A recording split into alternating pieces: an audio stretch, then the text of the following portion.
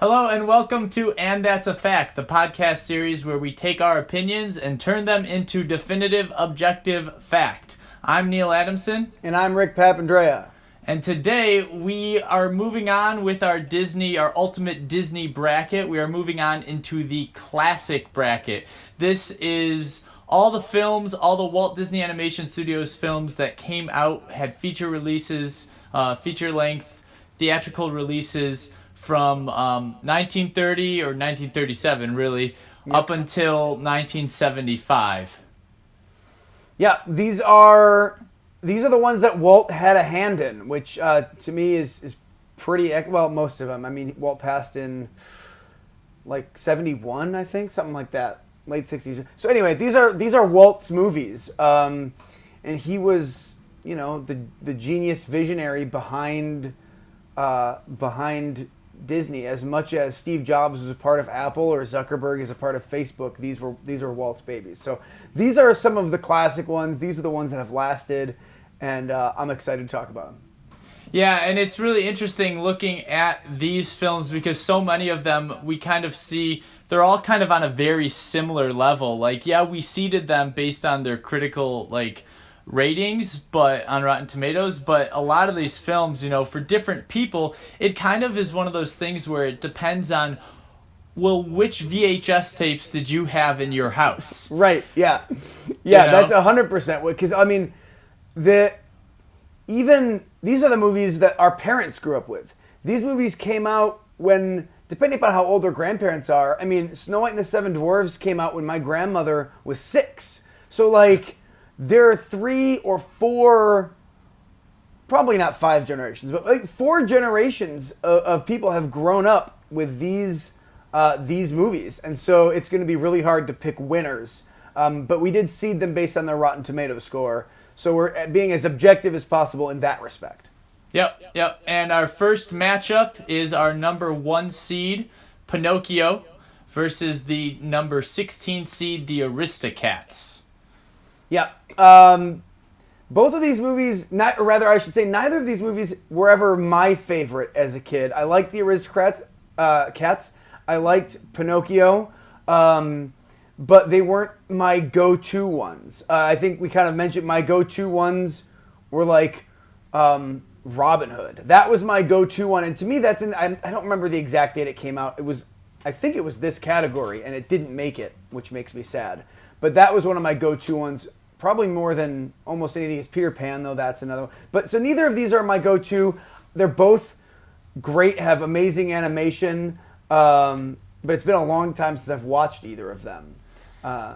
Yeah, I had the VHS for Pinocchio growing up, so I did watch that one quite a bit. And to me, between these two films, I give it to the little wooden boy over the cats any day. I'm not a cat person, so I'm a little biased against that film. Every time I have watched that film, I've kind of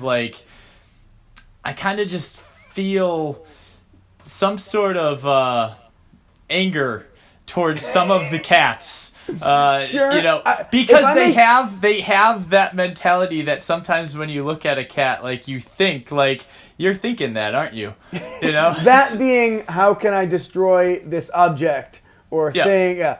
If I may argue the counterpoint, one of the things I do remember liking about Aristocats is the music, particularly that Everybody Wants to Be a Cat song. That's one of the ones that Disney has used and reused in a lot of really fun and interesting ways. And I don't know if anybody remembers this, but for a while there was a very short run of a musical called On the Record.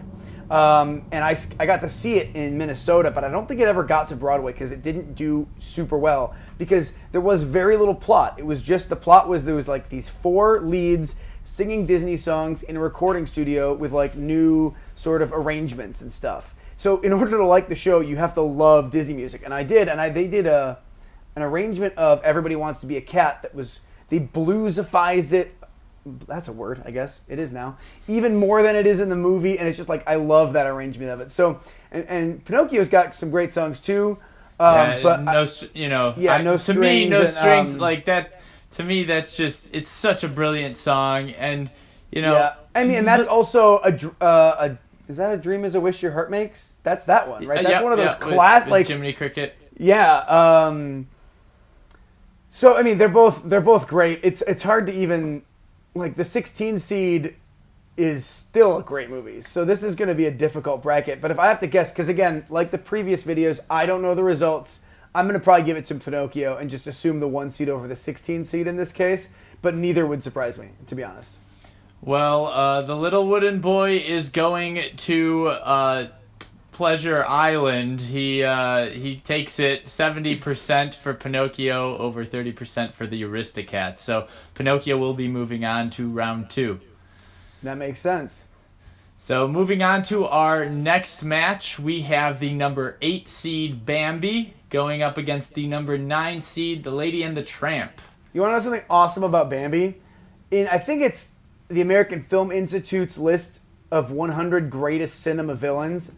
Man, I think is number 1. If he's not number 1, he's in the top 5. And Man is the man that kills Bambi's mother. Spoiler alert. In Bambi. Like, this guy, I don't even know if he's ever on screen. You just, like, hear this gunshot. And he's one of the greatest villains in cinema history. And so... but Lady and the Tramp... Well, the emotion that he's able to elicit from the audience is kind of what I think gives him that that role. So yeah, if I gotta guess here, I don't know. These are both great movies. Lady and the Tramp has that great who doesn't love dogs and Italian music and food? Boy, toss a coin on this one for me. I'm probably gonna guess Lady and the Tramp if I gotta guess one. Well, I would have chosen Bambi, just because I do think that, like, for a children's film, it's lighthearted but not. You know what I mean? It's very much it starts out not. really not lighthearted, and then it gets crazy lighthearted. You're like, is this the same movie? And it's interesting how they develop yesterday we talked about Disney developing anthropomorphic animals, and while these may not be standing on 2 legs, their ability to kind of develop that story through Bambi, and then same thing with Lady and the Tramp. So you kind of you've got dogs versus deers, and I mean, we know what dogs. We domesticated wolves, and so I feel like wolves win against deer because that's how the circle of life works.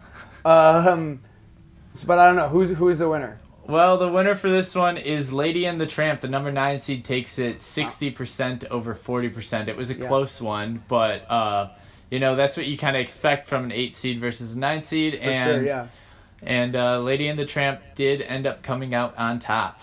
So Lady and the Tramp will be moving on to face Pinocchio in the next round. I'm not sure about that. That could be... It'll be an interesting matchup, to be sure, but I would give that, absolutely, I would give it to Pinocchio. I think of the 2 matches, the Pinocchio versus Aristocrats, to me, Lady and the Tramp it's in a similar... vein as Lady and the Tramp is in a similar vein as the Aristocats. They're kind of like, okay, here's the dog movie, here's the cat movie, and they're both very similar. Yeah, it's basically lessons against classism as told through animals. Which is cool. I mean, that's a good lesson to learn. But I do think the Pinocchio Aristocrats matchup was a matchup of stronger teams than the Bambi versus Lady and the Tramp. I think those two films are, they definitely have a place, in everyone's heart, but I don't think they're the ones that come out on top when you look at what are better films. Yeah. And I think the obvious choice for me is I would think Pinocchio's gonna... I think that Pinocchio will win as well. It's got a lot more of that Disney juice, if that makes sense. That whatever that Disney special ingredient is, I think that Pinocchio has more of it than Lady and the Tramp. Again, some of the artwork in Pinocchio is astounding. The whale stuff is just really beautiful. I mean, it's nothing like what we see in oceans in like CGI movies. It's couldn't be more different, but it's no less impressive and amazing and beautiful in my opinion. So I think Pinocchio will probably take it as well. Yeah, I agree. So moving on, our next match number 3, we have the number 5 seed Cinderella going up against the number 12 seed The Jungle Book. This is, I mean, if I'm gonna guess, it's Cinderella by a landslide. Cinderella it's classic. It's one of the 3 princesses. Jungle Book is great. I love Jungle Book, but I think it's definitely going to be Cinderella. And obviously I am a man, so princesses have never been like my thing exactly, but I do love like fantasy stories and like fairy tales, and those are like Cinderella. A lot of these princess movies also fall really closely into that category, so I've always enjoyed them. Just not as much as maybe some of the little girls that watch it and want to be Cinderella. I think looking at these, we talked about the past couple of days. We've talked about the princess bump, and anytime you have a film with a Disney princess in it going up against a film that doesn't have that, the princess film is always going to have a little bit of an edge, despite it being, it's kind of counter to the actual term a Cinderella story, because in this case, being Cinderella gives you the edge.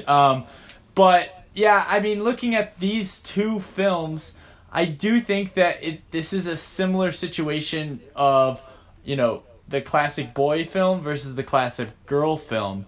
But Cinderella is such the perfect example of a fairy tale. So when you throw that in, I mean, it's gonna be be really hard. Keep in mind too that at the Disney parks, they sell all the princess costumes. They have all these branded princess costumes, and I happen to just have been at Disney World last week, and you see little girls wearing all the princess costumes, but you might see Cinderella the most. And one of those special things that little girls do at Disneyland, and maybe some adult girls, but there's a Bippity Boppity Boutique, they call it. And it's this place where the girls get their hair done and then get covered in glitter and they feel like princesses the whole day. And that's Cinderella, that's the Bippity Boppity Boo song from So some of these movies the little kids might not know. How many little kids are going to know like the Three Caballeros or Ichabod,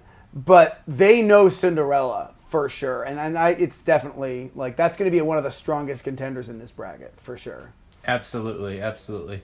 Even as number 5 seed, I think it's really gonna rally against a lot of other higher seeds. So the matchup ends up going to Cinderella, as we thought. It was pretty close, though. Not crazy close, but Cinderella gets 59%, Jungle Book 41%. So it was pretty close. I think Jungle Book has a lot of things that really attract people to it. Great music, fun story. And that's based on, obviously, the Rudyard Kipling book, where Cinderella... So, I mean, they're drawing from excellent sources. So there's, no shame in losing to Cinderella. Yep, absolutely. So moving on to our next match, we have the number 4 seed Dumbo going up against the number 13 seed Alice in Wonderland.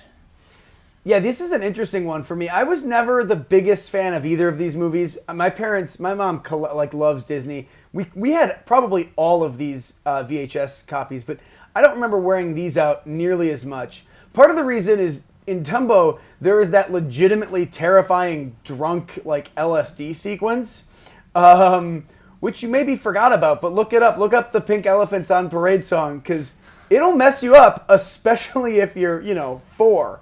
So basically what we have here is we have 2 films that completely try to depict the experience of being on drugs. For children. I think I have to give it to Dumbo, though. Dumbo has much more of a message that I think children can connect with. You're special for who you are. Everyone is different. and those differences are what make us special. Alice in Wonderland is don't drink liquids given to you by a caterpillar, which that's a good lesson too, but harder to relate to. I definitely think when you're talking about the moral of the story, when it's concerned with Disney films, Alice in Wonderland is a little weak in that regard. It's much more about the experience of watching that film than it is about getting something that you're going to take with you after you leave the theater or turn it off. Whereas I think Dumbo does have that, and I think that's part of the reason that when you look at the seating critically, Dumbo is a number 4 over Alice in Wonderland being a number 13. Right. Adults, I think, are better at appreciating a film for the experience of watching the film. That's why you get films that are sort of really esoteric and experimental, like I don't know, the Tree of Life movie from a few years ago, and which I love. I love Terrence Malick. I've actually never seen the Tree of Life, but kids don't really appreciate that so much. They're going to want a much clearer story, I think. Absolutely. And characters they can relate to. Absolutely, but in this case, Alice in Wonderland pulls off the upset.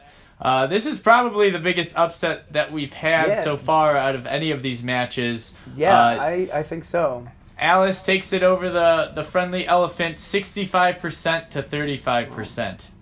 So that's a decisive difference too. Yeah, it is. So Alice in Wonderland will be moving on to go against Cinderella in the next round, which will be an interesting matchup, but I'm almost certain that Cinderella takes that. Yeah. So moving on to our next match, we have match number 5, which is Fantasia versus the Three Caballeros, which I know I'm butchering. I'm terrible with Spanish. So Fantasia was the number 6 seed, and Three Caballeros was the number 11 seed.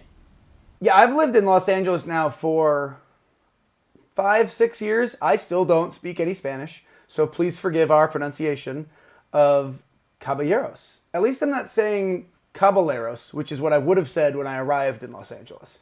Because Spanish and Italian are real close in appearance, and I took Italian, but you do not pronounce them the same.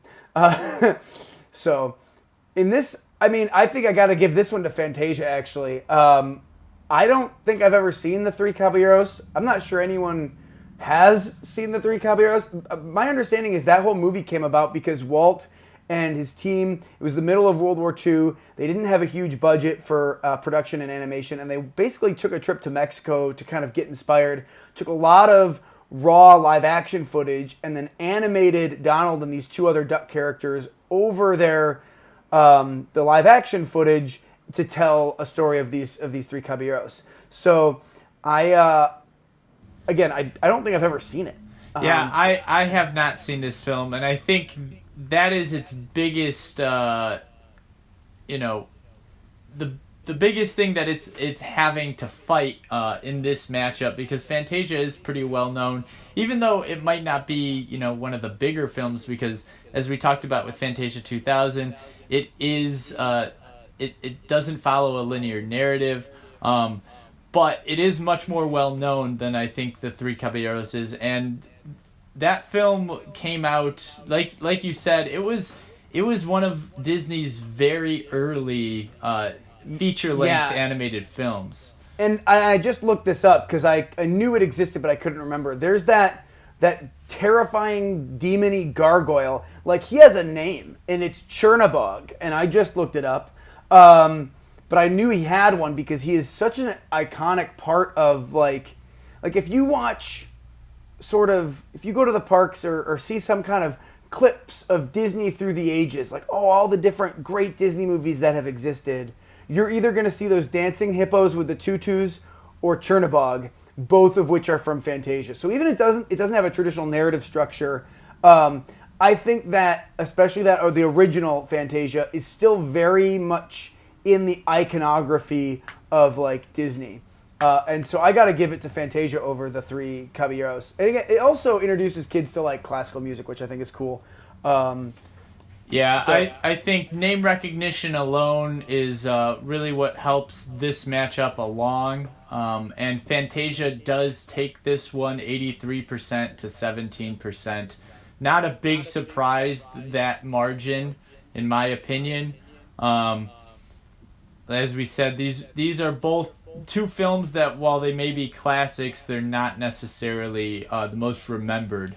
So, people are going to go with the one that they recognize and remember more, I think. And that was Fantasia. So, yeah, that makes sense. moving on. Yeah, it'll have a hard one. Whatever it goes up against will be difficult for it, I think. Because moving on now to the next one. Yeah, the next match is the number 3 seed, 101 Dalmatians, versus the number 14 seed, Peter Pan. I'm kind of surprised Peter Pan is so low. That seems crazy to me. I honestly do believe that this is it's the exact same situation as what we saw with Aladdin versus Pocahontas yesterday, where as you get older and as time has gone by and you're able to look back on things that you didn't necessarily catch the first time around as you were kids, a lot of the more offensive parts of Peter Pan are going to weigh that film down. There's a whole that's true. Peter Pan's, I always forget about that until I'm reminded of it. Peter Pan has a whole song in it about the First Peoples, Native Americans, but they refer to them as the Red Man. One of the lyrics is, "Why does he ask you how?" Which is just so astoundingly inappropriate.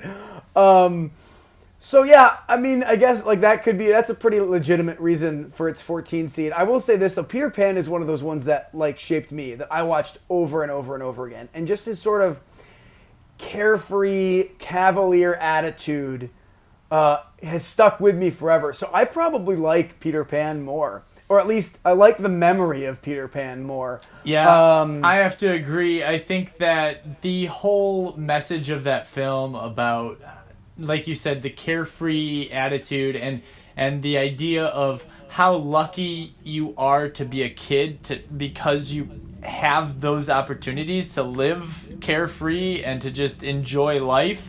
It's really kind of a wonderful analysis of adulthood versus childhood. It always has been. And yes, the animated version is a much more simplified way of going about that message, whereas I think a film which is still fun, but like a film like Hook, like Steven Spielberg's Hook, classic, it's still a fun family film, but it does that in a very more mature way. Yeah, it looks, and I think actually we were talking about Christopher Robin. I think that Hook is going to be very similar thematically to Christopher Robin. Yeah, in that it's a man looking back on his childhood now with distance, rather than Peter Pan or Winnie the Pooh existing in its childhood and a celebration of childhood. Yeah. But I 101 was Dalmatians surprised. is also great. Both of these movies. It is really great. I was surprised at how high 101 Dalmatians seeded. Being a number 3 seed is very high for it. I don't know if I necessarily would have put it anywhere close to that, but critically, it apparently is a really well-reviewed film. I want to take this opportunity to mention that in the live-action 101 Dalmatians, the two burglars are Dr. House and Arthur Weasley, which I think is hilarious. But if I got to guess, I'll give the edge to 101, but I think I'd prefer Peter Pan to win, in spite of some unfortunate musical choices. Yeah, actually, Peter Pan does win this one with 63%, which was a pretty good margin for a 14 seed. But I do think that it is because of a lot of people not necessarily remembering the bad parts of that film and only remembering the good, which is kind of fitting considering that's kind of how you are as a child. Right, you don't really that's how you focus remember on the your bad. childhood. Absolutely. So Peter Pan will be moving on to face Fantasia in the next round. I think that will be much closer. I would probably give the edge still to Peter Pan. Yeah, I think I will too. Yeah, if Peter Pan hadn't made it out of this round, I think you'd still be looking at a pretty even match for the next round with 101 Dalmatians coming out on top. But I do think Peter Pan will move on past Fantasia. Yeah, so do I. Which means it will face the winner of the next, couple. We got break it down here. But so what's the next one up? So the next match is The Adventures of Ichabod and Mr. Toad, which is the number 7 seed, going up against Sleeping Beauty at the number 10 seed. It is insane to me that Sleeping Beauty is only 10. Well, and that The Adventures of Ichabod and Mr. Toad is number 7. Right. I mean, those aren't necessarily a huge gap, but it's in the top 10. Ichabod, that's... And Mr. Toad's Wild Ride has... Actually, that's still open, isn't it? Either Disneyland or Disney World. I think they closed one. But that has a consistent line of an hour. So there's still fans of this out there. But it's got to be Sleeping Beauty. That, I'll shout out, is my mom's favorite princess movie. And it might be mine. I love this movie. They stalled the production on because I thought Maleficent was too scary. And so I love Maleficent. I mean, it's a giant dragon and Philip goes up against Maleficent with the sword and the shield. And that ingrained itself. I love dragons. I love sword and sorcery stuff. And that, I think, is a big part of that, is that I was introduced to this movie so young. So I got to give it to Sleeping Beauty. Although I will say you shouldn't just kiss random people that you find sleeping. That's a bit strange. I think this represents that period where Disney was like, all right, our thing is princesses.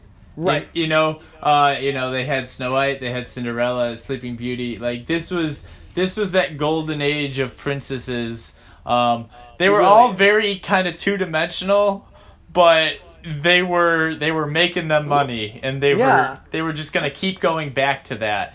And I think because of that, Sleeping Beauty really is a much more well-known film, and I think, in my opinion, it's better than Ichabod and Mr. Toad, but... I know I've seen Ichabod and Mr. Toad. I think it's just 2 short films, right? It's Ichabod Crane as a 40-minute, and then the Mr. Toad as a 40-minute. Well, they kind of tie together, but I don't remember. It's not as memorable. We talk about a couple films on this bracket, like this one and the other brackets that we've been doing. Some of them are just I definitely remember seeing that, but I don't remember much about it because it just didn't stand out for any number of reasons. And it might even be something as simple as, well, maybe you were too young. Yeah. So, but Sleeping Beauty, the obvious choice in this one. Sleeping Beauty wins this match 89% to 11%. So that makes sense. Not a big surprise, as it was a blowout match, but not a big surprise. So Sleeping Beauty will be moving on to face the winner of this last match. Match number 8 of round 1, which is the number 2 seed, Snow White and the Seven Dwarfs, versus the number 15 seed, The Sword in the Stone. 15? Man, I mean, again, like I was just saying, this movie ingrained in me. There's something about the Arthurian legend that I identify with. It's and it's as much a part of sort of my personal, narrative history as Robin Hood and all, and so this was the one that I loved. Snow White is classic. Snow White is the first animated feature ever. So I have a hard time choosing. Honestly, in my mind, I do think Sword in the Stone as a film, as a story, is much more exciting and speaks to me a lot more. And it's that adventure tale. You talk about the Snow White is kind of meandering, and Sword in the Stone is exciting, and they turn into different animals, and they sing silly. So and it's the hero's journey. You know, it is yeah, the hero's journey, which it's anytime you have oldest- that in a film is always going to be exciting. It's always going to pull you in. Yes. And so to me, I really love Sword in the Stone. Snow White, you know, it just doesn't reach that for me, but Yeah. that level of excitement. But at the same time, it was the first feature-length animated film ever.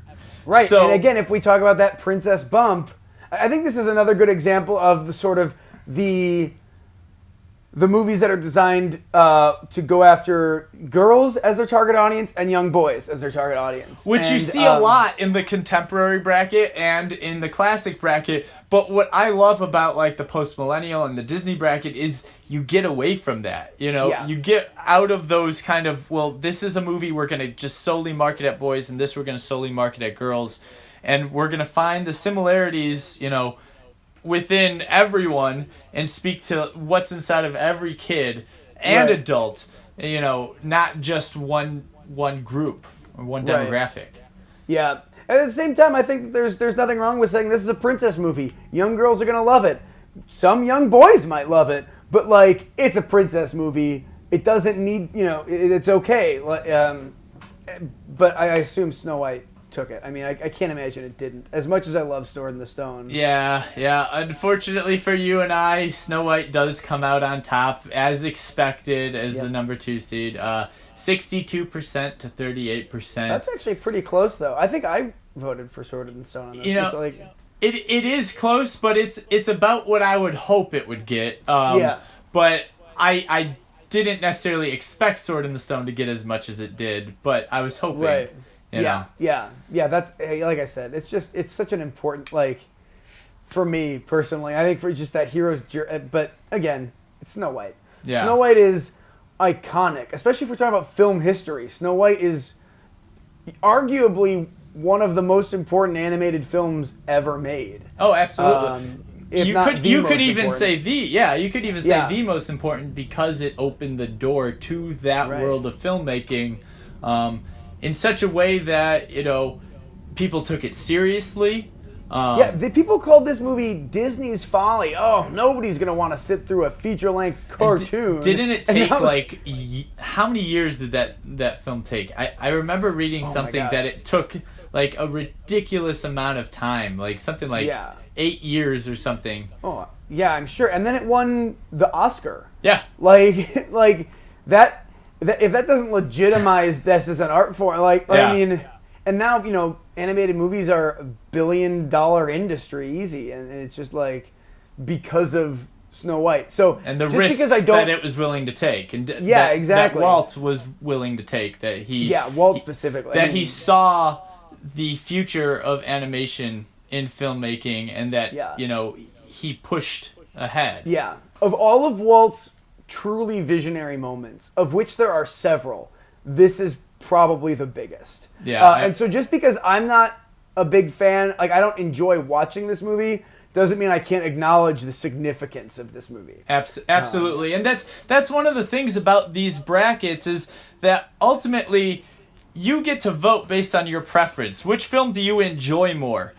But at the same time, there are certain films that you might enjoy one film more than another, but you might acknowledge that this film was maybe a better film, that it spoke to more people, that it accomplished more things. And that's completely up to you whether or not you want to decide, all right, that's more important than my preference. You know what I mean? Yeah. There's something I say all the time.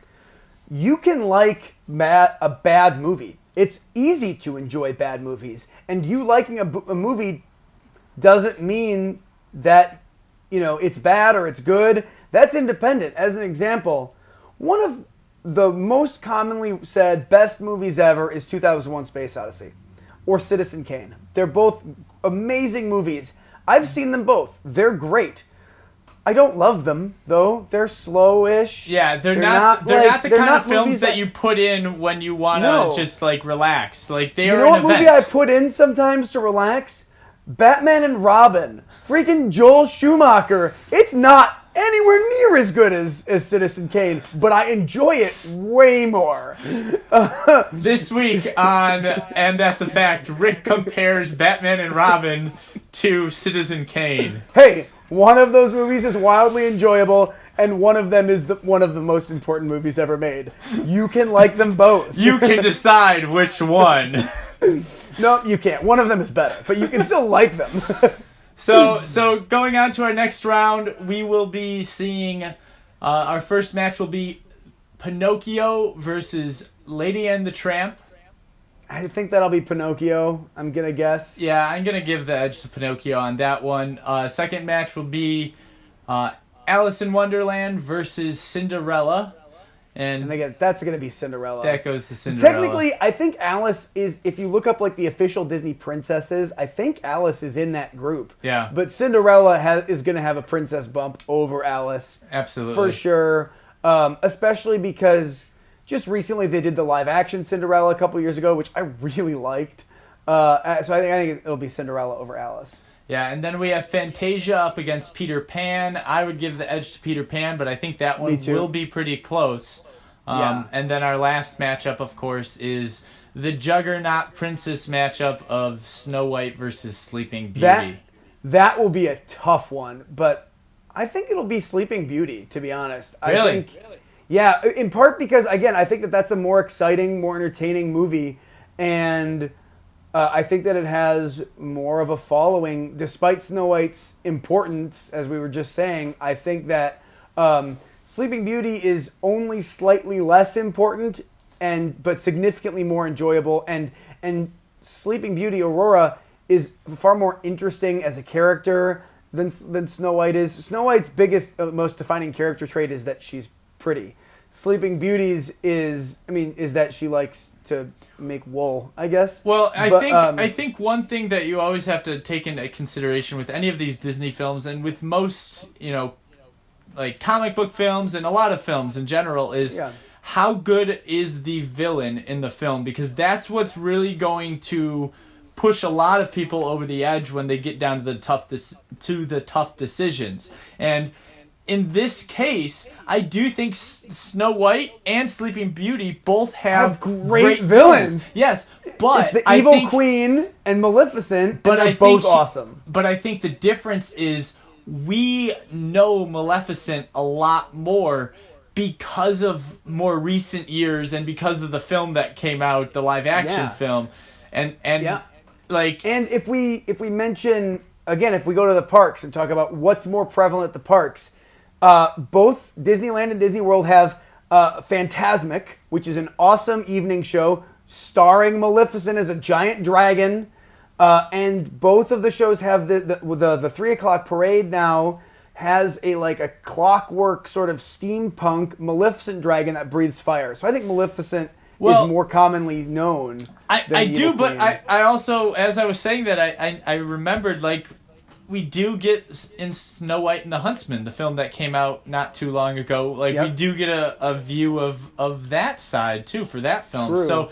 So maybe we should talk about the cool factor. The Evil Queen turns into an old hag. Maleficent turns into a giant fire-breathing dragon. I think Maleficent is cooler.